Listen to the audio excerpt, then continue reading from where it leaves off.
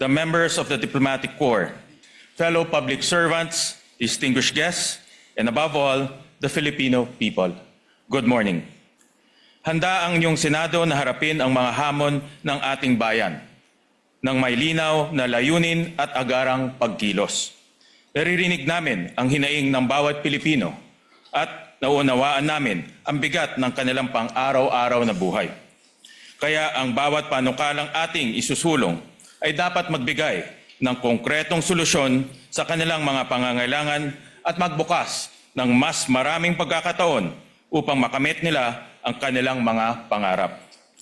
Our work begins with the economy because no vision of national progress can take hold while families struggle to meet their basic needs.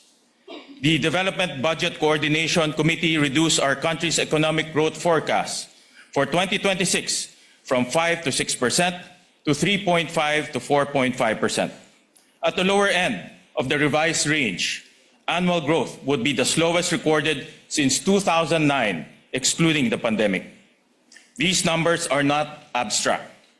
They translate into lower incomes, fewer job opportunities, and heavier burdens for families struggling to get by. This concern is echoed in the projections of the International Monetary Fund and the Asian Development Bank.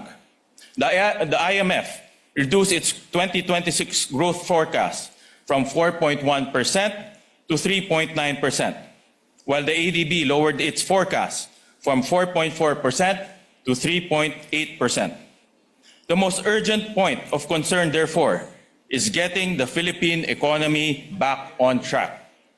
To this end, this Congress will prioritize legislation aimed at invigorating the nation's economy in support of this administration's objective. Furthermore, genuine economic recovery cannot be measured by growth figures alone. It must be felt in the things that really matter: affordable goods and services, secure jobs, and food on the table. The national budget is our most powerful tool for stimulating the economy.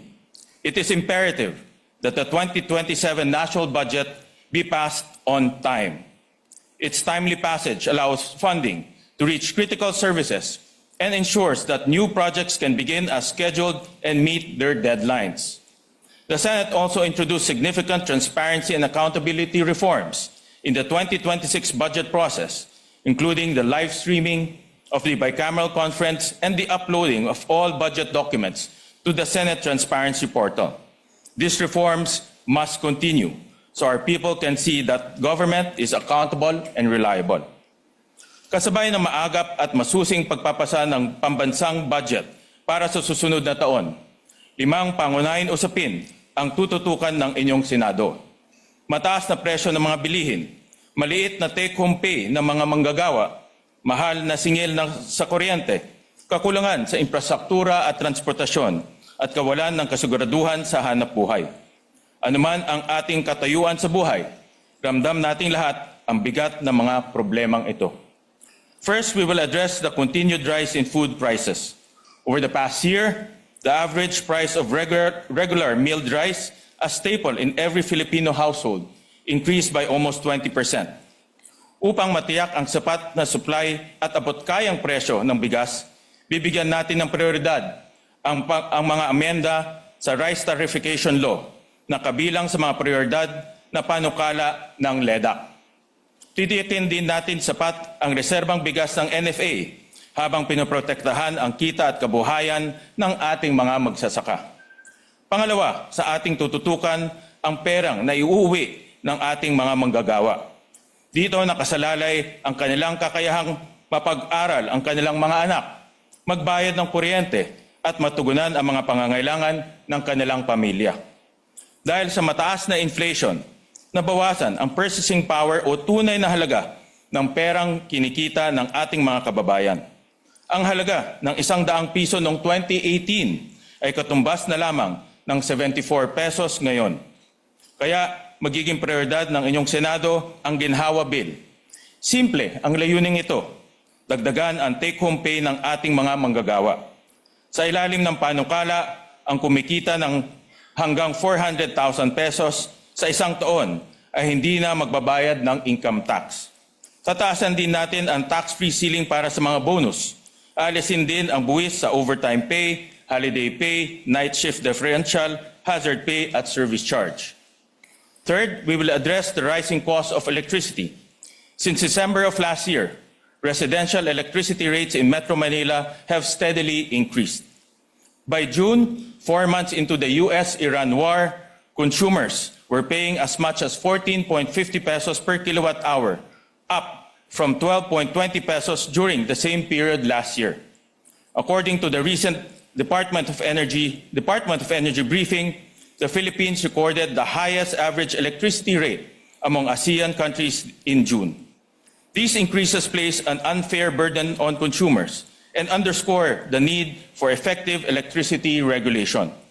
Your Senate will work closely with the Executive and prioritize another LEDAC measure, the ERC Strengthening Bill. This measure will improve oversight, hold industry participants accountable, and ultimately protect ordinary consumers.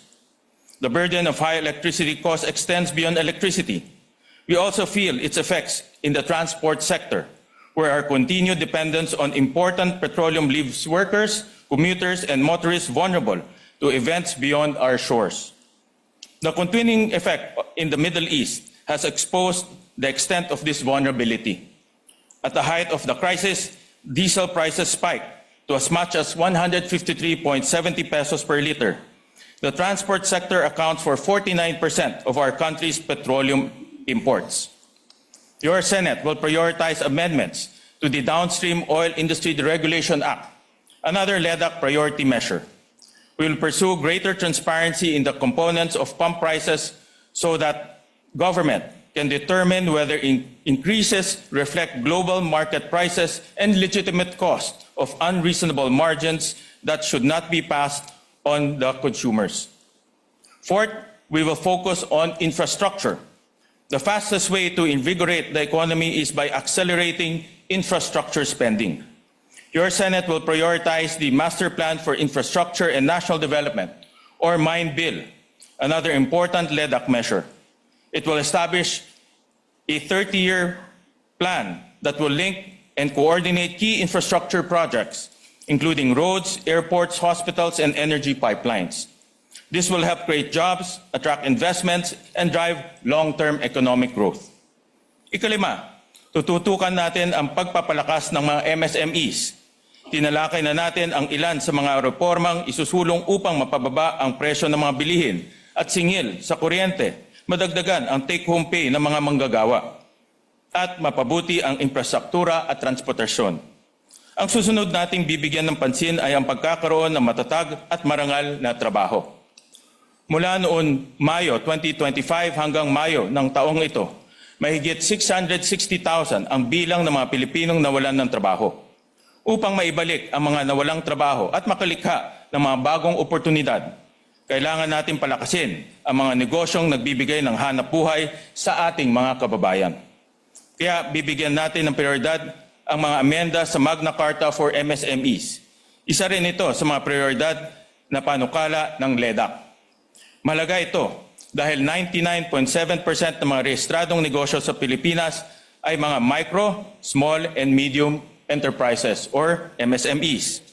Hindi lamang sila nagbibigay ng hanap buhay sa milyong-milyong Pilipino. Sila ay bunga ng pagsisikap at pangarap ng ating mga kababayan mula sa mga negosyong minana sa pamilya hanggang sa mga nagsimula sa garahe o maliit na food cart. Ano man ang uri, mahalagang haligi ng ating ekonomiya ang mga MSMEs. Kabilang sa mga reformang isinusulong sa Magna Carta for MSMEs ang mas madaling pagkuha ng puhunan at credit guarantees, pati ang access sa shared services, machinery at technical support. Mabibigyan ang ating mga MSMEs ng mas maraming pagkakataong makilahok sa mga proyekto ng gobyerno. Pabibilisin din natin ang proseso ng pagbabayad sa kanila. Malaking bagay ito sa pagpapalawak at modernisasyon ng negosyo. Sa ganitong paraan, matutulungan natin makaraos ang mga MSMEs sa paghina ng ekonomiya para hindi mawalan ng trabaho ang kanilang mga empleyado. The 5 aspects we have discussed are closely interconnected. reforms in one area have effects that ripple into others.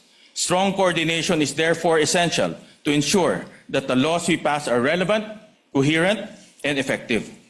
Thus, I propose the creation of an ad hoc committee tasked with helping drive economic growth, create jobs, and make the cost of living more affordable for every Filipino.